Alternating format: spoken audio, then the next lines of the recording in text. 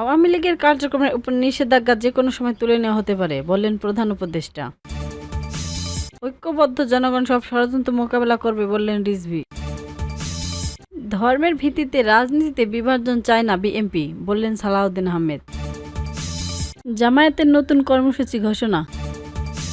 প্রধান উপদেষ্টা অধ্যাপক ডক্টর মোহাম্মদ ইউনূস বললেন, আওয়ামী লীগকে নিষিদ্ধ করা হয়নি, তাদের নিবন্ধনও স্থগিত করা হয়নি, শুধুমাত্র দলের কার্যক্রমে সাময়িকভাবে স্থগিত রাখা হয়েছে।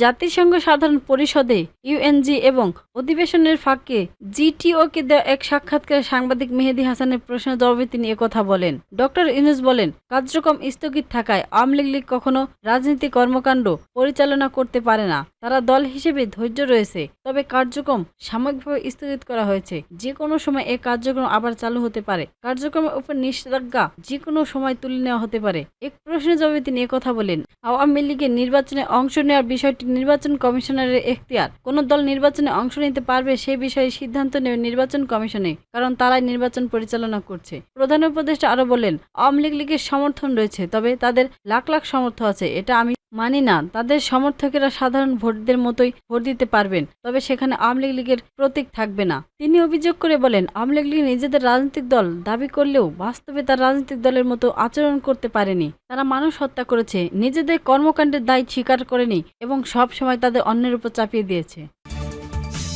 শারদীয় দুর্গা উৎসব ঘিরে এবারও নাশকতামূলক কাজ করার অপচেষ্টা করছে বলে অভিযোগ করেন বিএনপি সিনিয়র যুগ্ম মহাসচিব রুহুল কবির রিজভী। বলেছেন, অপশক্তিকে প্রতিহত করা হবে, ঐক্যবদ্ধ জনগণ সব ষড়যন্ত্র মোকাবেলা করবে। মঙ্গলবার শারদীয় দুর্গাপূজা উপলক্ষে ঢাকা বিশ্ববিদ্যালয়ে জগন্নাথ হলের পূজা মণ্ডপে পরিদর্শনের শেষে তিনি একথা বলেন। বাংলাদেশকে কখনো কারো উপনিবেশ বানাতে দেওয়া হবে না। উল্লেখ করে রিজভী বলেন, ধর্ম বর্ণ নির্বিশেষ অপশক্তিকে প্রতিহত করা হবে। এবারও দুর্গাপূজাকে ঘিরে নাশকতার পরিকল্পনা ছিল, তবে অতীতের মতো সেটি সফল হয়নি। বিএনপির সিনিয়র যুগ্ম মহাসচিব বলেন, পরাজিত শক্তি নাশকতামূলক কাজ করার চেষ্টা করছে, তবে ঐক্যবদ্ধ জনগণ সব ষড়যন্ত্র মোকাবেলা করবে।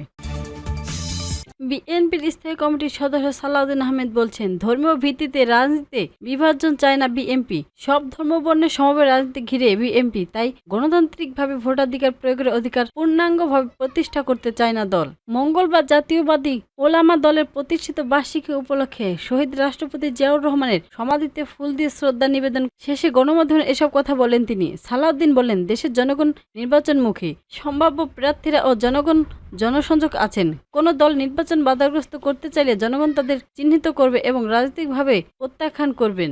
দেশে গণতন্ত্র প্রতিক্রিয়া উত্তরণে বাধা সৃষ্টি করার প্রচেষ্টা এখন দৃশ্যমান, একথা জানিয়ে তিনি বললেন, দেশি বিদেশি শক্তি যারাই ষড়যন্ত্র করবে তারাই প্রতিহত করবে জনগণ। দেশে মানুষের পিআর পদ্ধতির বিপক্ষে।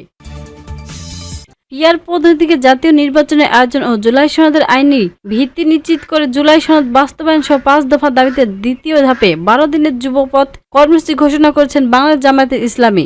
মঙ্গলবার দুপুর 12:30টায় মগবাজারে আল ফাল্লাহ মিলনায়তনে সংবাদ সম্মেলনে জামায়াতে ইসলামের সেক্রেটারি জেনারেল মিয়া গোলাম পরোয়ার এবং কর্মসূচি ঘোষণা করেন। সংবাদ সম্মেলনে লিখিত বক্তব্য পাঠ করে মিয়া গোলাম পরোয়ার বলেন, আমরা দেখতে পাচ্ছি জনগণের আন্দোলনের কোনো প্রতিফলন হচ্ছে না। সরকারের উচিত ৫ দফা দাবি মেনে নেওয়া। সরকার যদি জনগণের দাবি উপেক্ষা করে তাহলে দেশের জনগণ ন্যায্য দাবি আদায়ে রাজপথ আন্দোলন অব্যাহত রাখতে বাধ্য হবে। এজন্য আমাদের এই দ্বিতীয় দফা কর্মসূচি। তিনি বলেন, ৫ দফা দাবি আদায়ের আন্দোলনে দ্বিতীয় ধাপে আমাদের কর্মসূচি হচ্ছে ১ অক্টোবর থেকে ৯ অক্টোবর থেকে ৫ দফা গণদাবি পক্ষে জনমত গঠনের পক্ষ গণসংযোগ, ১০ অক্টোবর ঢাকায় ও বিভাগীয় শহরে গণমিছিল, ১২ অক্টোবর জেলা প্রশাসনের কাছে শরণার্থীলিপি প্রদান। জামায়াতের ৫ দফা দাবি, জুলাই সনদের ভিত্তিতে আগামী জাতীয় সংসদ নির্বাচন হতে হবে। নির্বাচন পিআর পদ্ধতিতে হতে হবে। সুষ্ঠু নির্বাচনের জন্য লেভেল প্লেইং ফিল্ড নিশ্চিত করতে হবে। গণহত্যার বিচার দৃশ্যমান হতে হবে। বিশেষ ট্রাইব্যুনালে ভারতীয় তাবেদার ও ফাঁসিবাদের দোষর জাতীয় পার্টি এবং ১৪ দলের বিচার করতে হবে এবং বিচার চলাকালীন তাদের কার্যক্রম নিষিদ্ধ করতে হবে।